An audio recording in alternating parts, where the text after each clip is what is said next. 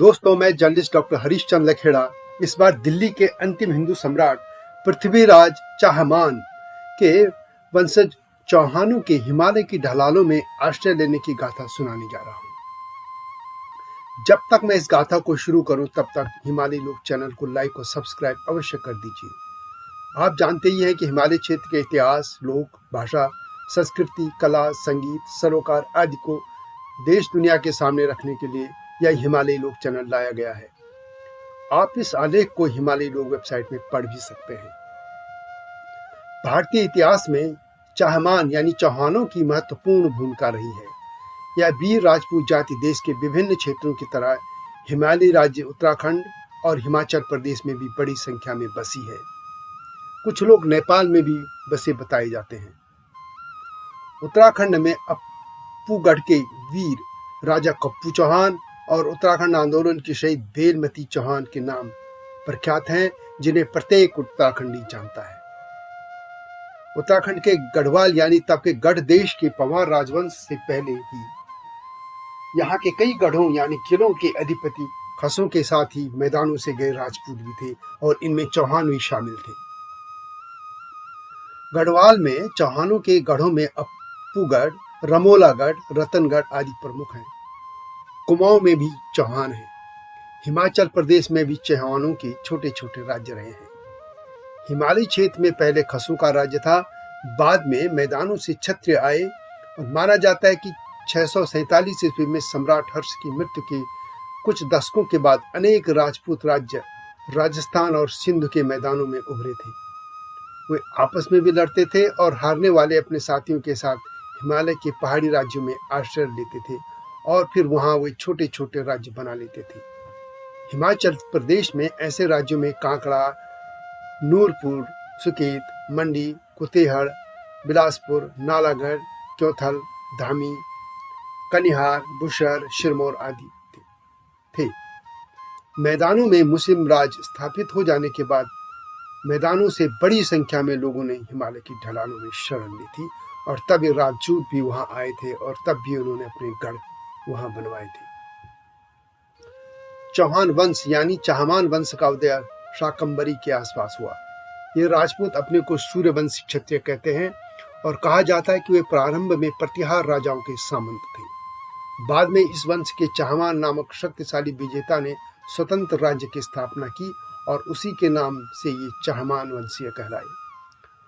उत्तराखंड के इंसाइक्लोपीडिया इतिहासकार डॉक्टर शिव प्रसाद डबराल चारण अपनी पुस्तक उत्तराखंड के इतिहास भाग 4 गढ़वाल का इतिहास में लिखते हैं कि संस्कृत अभिलेखों और ग्रंथों में चौहान राजवंश का नाम चाहमान मिलता है। हिंदी और राजस्थानी अभिलेखों में तथा अन्य ग्रंथों में चाहुमान, चौहान, चौहमान तथा चूहान आदि नामों का प्रयोग मिलता है।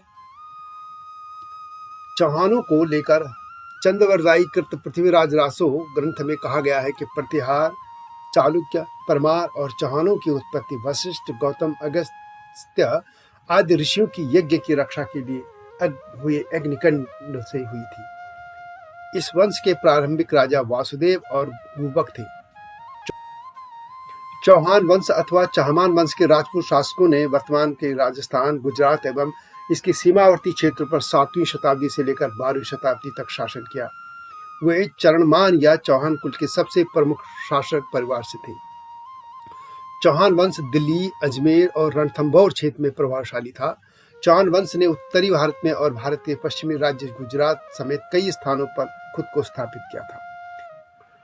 विभिन्न लड़ाइयां जीतकर चौहानों ने 11वीं शताब्दी के प्रारंभ में प्रतिहारों के प्रभुत्व से स्वयं को मुक्त कर लिया था। चौहानों का राज्य पृथ्वीराज चौहान के अधीन उत्तरी भारत में अग्रणी व शक्तिशाली राज्य बन गया था। पृथ्वीराज चौहान को राय पिथौरा भी कहा जाता है। उन्होंने आक्रांता मुस्लिम आक्रांता घौरी को, मोहम्मद घौरी को कई बार हराया, लेकिन 1192 में तराइन के दूसरे युद्ध में मोहम्मद घौरी या गौरी ने पृथ्वीराज चौहान को हरा दिया था और इसके साथ ही चौहान राज्य का पतन हो गया। अब चौहानों के इतिहास पर बात करते हैं। चौहान वंश की उत्पत्ति के बारे में कई मत हैं। पृथ्वीराज रासो के अनुसार परिहार, चालुक्य और परमार के साथ चौहान भी अग्निवंशी हैं।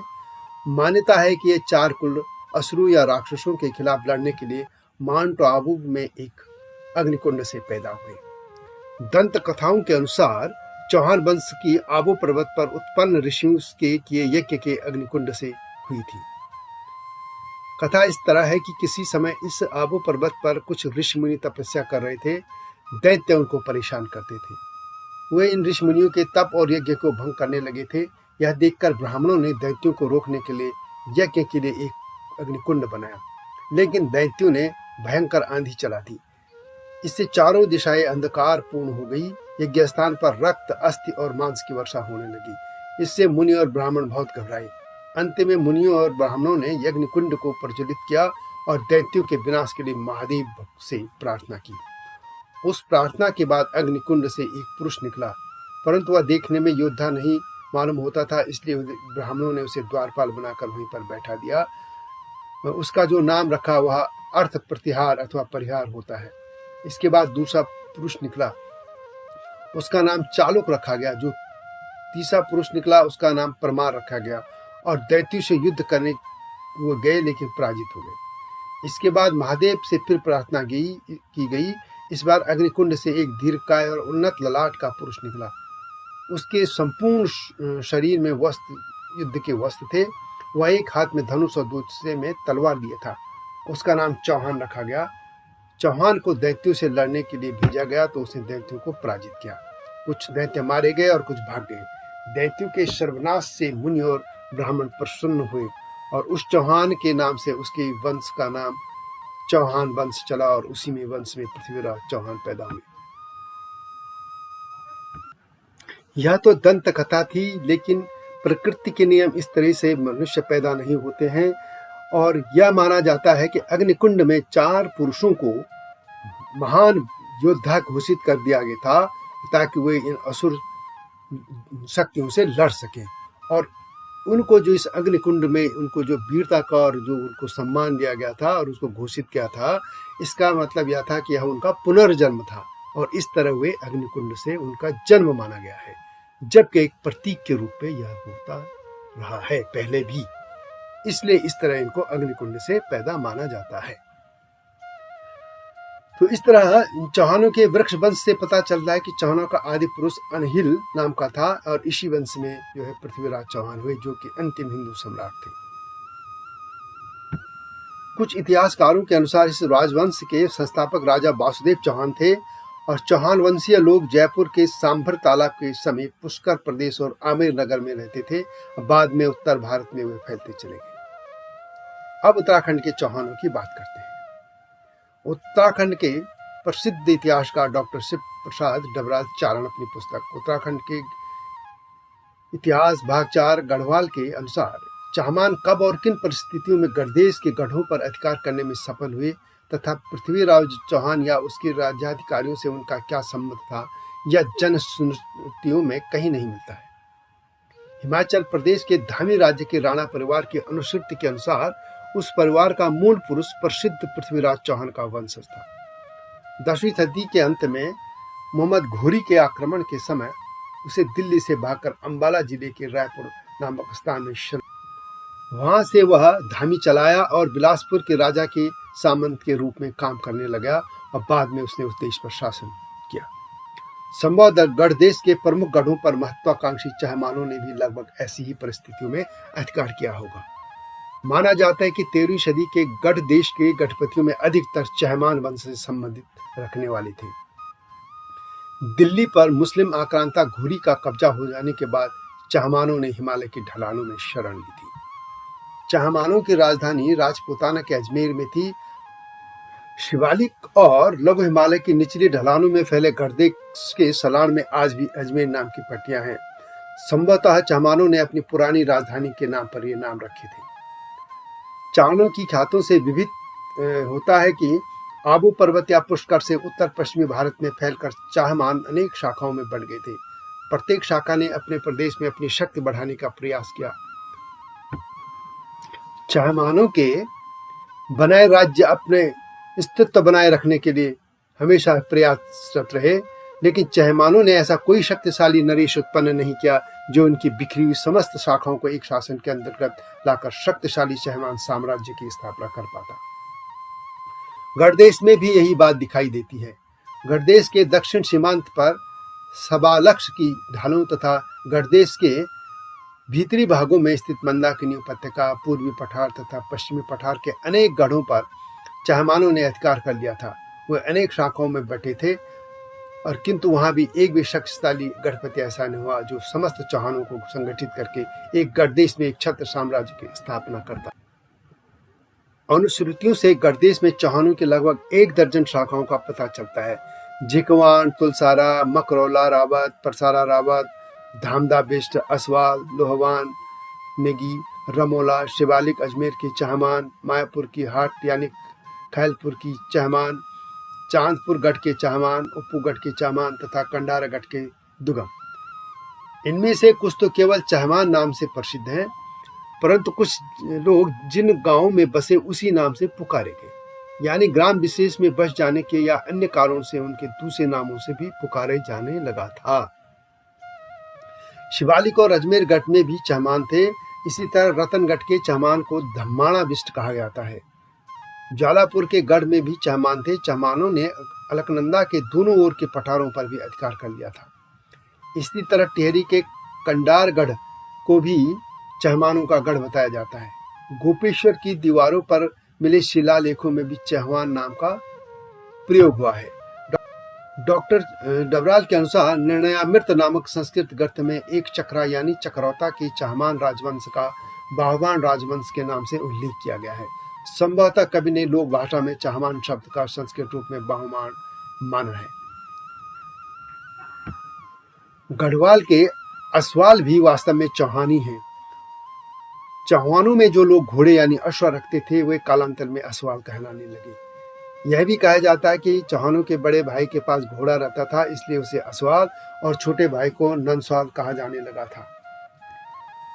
अश्वरोही होने के कारण चहमानों को ये अश्ववाल कहा गया और चहमान नरेशों को अपनी मुद्राओं पर भाला लिए हुए अश्वरोही का चित्र अंकित करना अति प्रिय था। उनकी मुद्राओं पर एक ओर भाला लिए अश्वरोही और दूसरी ओर असावरी यानी अश्वरोही सामंत देव अंकित रहता था। गढ़वाल में पवारों के अभ्युदय से पहले अलकनंदा के पूर्वी पठार और सलाण के बड़े भूभाग पर फैला हुआ था और उसके संबंध में कहा जाता है कि आधो असवाल आधो गढ़वाल, अर्थात आधा गढ़वाल असवालों का था। अब भी अलकनंदा के पूर्वी पठार की एक पट्टी असवाल स्यू कहलाती है।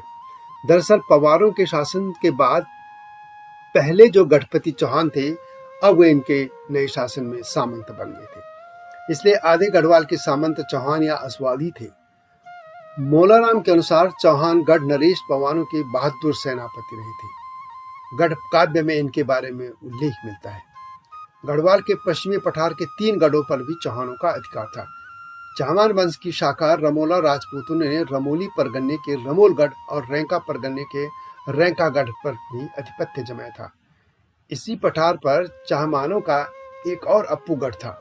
अप्पूगढ़ अलकनंदा के दाहिनी तट पर श्रीनगर के पास तहत राज्य की उदयपुर पट्टी यानी टेहरी जो मौजूदा है उसकी टेहरी पट्टी के एक ऊंचे टीले पर सुरक्षित स्थान पर बनाया गया था। श्रीनगर के पास टिहरी राज्य की इस उदयपुर पट्टी में बने इस अप्पूगढ़ तक पहुंचने के लिए अलकनंदा पर एक झूला भी बनाया गया था और संकट के समय झूले को काटकर पूर्व की ओर से आने वाले शत्रु के गढ़ में प्रवेश करने से रोका जा सकता था। पवार नरेश अजयपाल के समय अप्पूगढ़ का नरेश कुप्पू चौहान था और उसे पराजित कर अजयपाल ने इस महत्वपूर्ण गढ़ पर अपना कब्जा कर लिया था। पूर्वी सीमांत के 2 प्रसिद्ध गढ़ों लोहवागढ़ और चांदपुर गढ़ पर भी चहमानों का अधिकार रहा है। लोहवागढ़ के चहमान अब लोहान नेगी कहलाते हैं। लोहवागढ़ के चौहानों में दिलेवर सिंह और प्रमोद सिंह को प्रतापी बताया गया है। पूर्वी सीमांत पर सबसे महत्वपूर्ण चांदपुर गढ़ था। यह गढ़ पिंडर नदी के दाहिने तट पर एक ऊंचे टीले पर है और अभी इसके विध्वंस भी बिखरे पड़े हैं। पवारों से पहले इस गढ़ के नरेश जो थे वो भानु प्रताप थे और उससे भी कुछ इतिहासकार जो है उनको चहमान वंश का बताते। कहा जाता है कि वह दिल्ली के पृथ्वीराज चौहान का वंशज था और यहाँ यह कहा जाता है कि भानु प्रताप का कोई पुत्र नहीं था, उसकी 2 बेटियां थी। उसने अपनी बड़ी पुत्री का विवाह कुमाऊं नरेश के पुत्र राजपाल से तथा छोटी पुत्र का विवाह पंवार वंश की नींव रखने वाले कनकपाल से कर दिया था। भानु प्रताप ने कनकपाल को अपना राज्य का उत्तराधिकारी भी घोषित कर दिया था। कहा जाता है कि कनकपाल धार नगरी के परमार वंश का राजकुमार था। कुछ इतिहासकार टिहरी के कंडारगढ़ के नरेश मंगल सिंह को चांदपुर गढ़ी के राजा भानु प्रताप का पुत्र बताते हैं, लेकिन इसके ठोस प्रमाण नहीं मिलते। इसके अलावा चौहान वंश के लोग अब रावत, बिष्ट, भंडारी, गुसाई व नेगी आदि जाति संज्ञा नाम भी लिखते हैं। टिहरी रियासत के मंत्री रहे पंडित हरिकृष्ण रतूड़ी की पुस्तक गढ़वाल का इतिहास में राजपूत जातियों के तहत चौहान जाति का विवरण भी दिया गया है। चौहान को लेकर कहा गया है कि वे मैनपुरी से आए थे और उप्पूगढ़ उनका ही था। ये कुछ चौहान जो है उनके बारे में उन्होंने ये कहा था। इसके अलावा रमोला मैनपुरी से आए थे, परसारा रावत ज्वालापुरी से, जो कि हरिद्वार में है, वहाँ से ज्वालापुर वहाँ से आए थे, और परसारा गांव में बसने से हुए ये चौहान जो है परसार रावत कहलाए। इसी तरह धम्मादा बिष्ट जो है वो दिल्ली से आए चौहान थे। इसी तरह कुमाऊं में भी चौहान है। कुमाऊं केसरी बद्रीदत्त पांडे अपनी पुस्तक कुमाऊं का इतिहास में चौहानों के बारे में लिखते हैं कि बहनाल, रमोला, बंसवाल, खनवाड़ी नेगी, कैड़ा, बसनवाल आदि भी चौहान है। वास्तव में उत्तराखंड में नेगी, बिष्ट, भंडारी, रावत आदि परंपरागत पद या पदवी होती थी, इसलिए पद पाने वाले चौहान भी यह जाति संज्ञा नाम रखने लगे थे। वैसे आज भी बहुत से लोग अभी चौहान लिखते हैं, जैसे कि हमारे गांव कलीघाट के आसपास अंगड़ी, अंदरसों, मनीगांव, घोटल, कई तरह के जो गांव हैं, ये सभी ये चौहानों की लोग गांव हैं और ये आज भी चौहान लिखते हैं। अंत में यह जो चौहानों की गाथा है उसमें वीर जो है कुप्पू चौहान की गाथा के बिना यह गाथा अधूरी रहेगी, इसलिए वीर कुप्पू चौहान की गाथा मैं बताता हूँ। 16वीं सदी में गढ़वाल 52 गढ़ों में बटा था। इनमें एक गढ़ था उप्पूगढ़। पंवार नरेश अजयपाल ने चांदपुर गढ़ के विस्तार के लिए गढ़वाल के सभी 52 गढ़ों को जीतने का संकल्प लिया था और इस विजय यात्रा में अंतिम गढ़ उप्पूगढ़ रह गया था। उप्पूगढ़ के राजा कुप्पू चौहान ने अजयपाल के सामने आत्मसमर्पण करने से इनकार कर दिया था। अजयपाल ने दीपावली के कुछ दिन पहले उप्पूगढ़ पर आक्रमण किया था। तब उप्पूगढ़ के लोग दिवाली की तैयारी कर रहे थे। अजयपाल ने रात में भागीरथी नदी के बाईं तरफ रमोगढ़ की सीमा से उप्पूगढ़ पर हमला बोल दिया था। कुप्पू चौहान ने अजयपाल की सेना को उप्पूगढ़ की सीमा से 15 किलोमीटर दूर अठूर जोगियाना तक खदेड़ दिया था। इस बीच कुप्पू चौहान की मां और पत्नी को किसी ने गलत सूचना दे दी कि युद्ध भूमि में कुप्पू चौहान वीरगति को प्राप्त हो गया है। इस दुखद घटना के बाद दोनों ने जलती चिता में कूदकर जीवन लीला समाप्त कर दी थी। कहा जाता है कि अपनी मां और रानी की मौत से दुखी कुप्पू चौहान ने अपने सिर के बाल काट दिए थे। यह भी कहा जाता है कि कुप्पू चौहान का वरदान प्राप्त था कि जब तक उसके सिर में बालों की जटा रहेगी उसे कोई हरा नहीं पाएगा। इस बीच युद्ध भूमि में राजा अजयपाल की सेना ने कुप्पू चौहान और उसकी सेना को बंदी बना लिया था और अजयपाल ने अपने सैनिकों को आदेश दिया था कि कुप्पू चौहान की गर्दन इस प्रकार से काटी जाए कि धड़ से अलग होने के बाद सिर का हिस्सा उसके पैरों पर गिरे। परंतु कुप्पू चौहान ने मुंह में रेत भर दी थी। सैनिकों ने कुप्पू का सिर काट तो दिया, परंतु अजयपाल के पैरों में रेत ही गिरी और सिर का हिस्सा दूसी हो। इस घटना से प्रभावित होकर अजयपाल ने भागीरथी नदी के किनारे कुप्पू चौहान का ससम्मान अंतिम संस्कार किया था। तो दोस्तों, यह थी चौहान वंश और वीर चौहानों की हिमालयी राज्यों में बसने की गाथा। यह वीडियो कैसी लगी कमेंट में अवश्य लिखें। हिमालयी लोग चैनल को लाइक और सब्सक्राइब करना न भूलना। इसके टाइटल सॉन्ग हम पहाड़ चौला को भी सुन लेना मेरा ही लिखा है और इस चैनल में है। अगली वीडियो की प्रतीक्षा कीजिए। तब तक जय हिमालय, जय भारत।